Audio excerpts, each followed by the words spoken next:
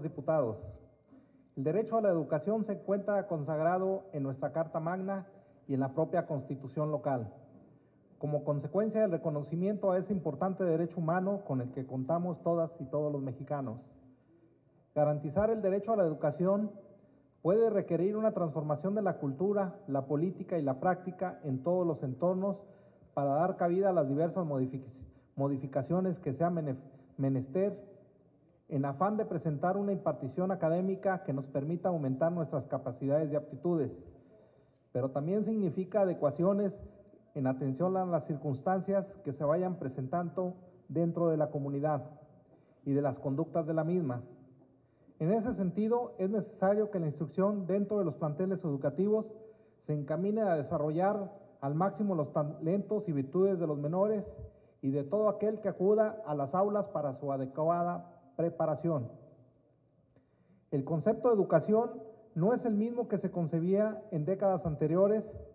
sino que, como otros derechos, ha venido transformándose a medida que las sociedades también avanzan en una integración humana e integral de todos los sectores que forman parte de las mismas.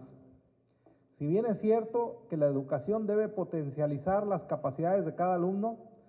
también lo es que la interrelación que existe entre cada uno de los miembros de la sociedad debe de ser factor importante a considerar en la impartición académica y en las medidas que se tomen al momento de la creación o implementación de los programas a seguir en dicha área.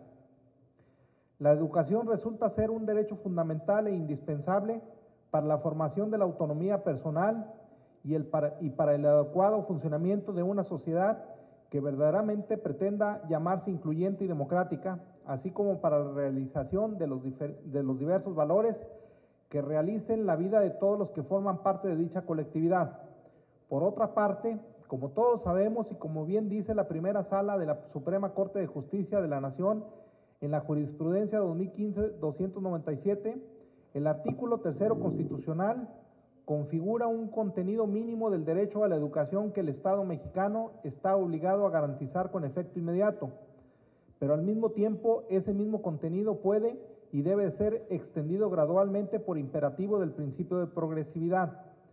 Lo anterior nos permite observar la necesidad de implementar las modificaciones que vayan siendo requeridas al paso de los años y de la evolución de la sociedad del conocimiento y de la misma educación. Para la consecución de los principios que se propone la educación,